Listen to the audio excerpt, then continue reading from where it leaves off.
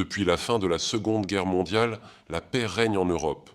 Les Alliés ont triomphé de l'Axe, et sur les ruines du conflit, un nouvel ordre s'est installé.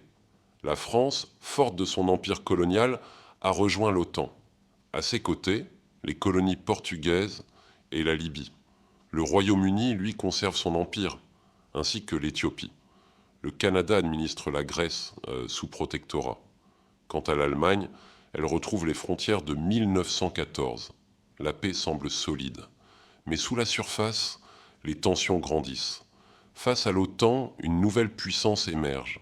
L'ONUF, l'Organisation des Nations Unies libérées, l'Italie, la Turquie, l'Inde, l'Égypte, l'Espagne et l'Australie.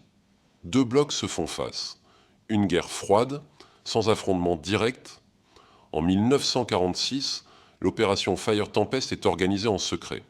Objectif, frapper l'Italie, clouer son aviation au sol et imposer un blocus du pays. Le plan inclut plusieurs scénarios, dont l'entrée en guerre des alliés de l'Italie. Pour y pallier, de vastes préparatifs d'invasion sont organisés afin de contrecarrer une riposte de l'ONUF. L'Allemagne, conviée à participer, reste à l'écart, craignant une attaque soviétique.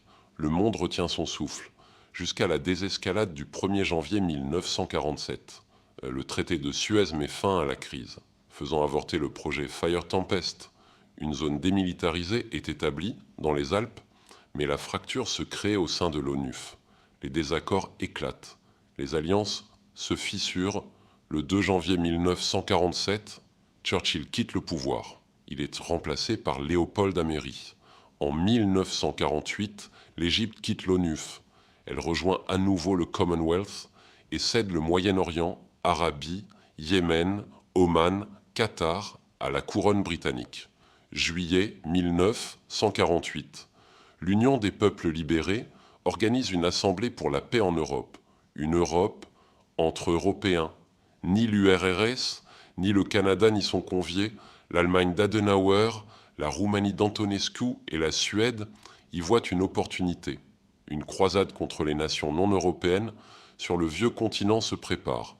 La France, dirigée par Charles de Gaulle, refuse l'exclusion du Canada et les intentions de chasser les Canadiens de Grèce.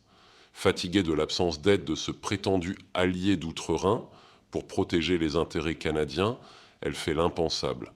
Elle se prépare officiellement à frapper l'URSS tout en renseignant le géant rouge sur les mouvements allemands. La France s'arme et se prépare pour frapper le géant prussien dès qu'il se tournera vers Moscou.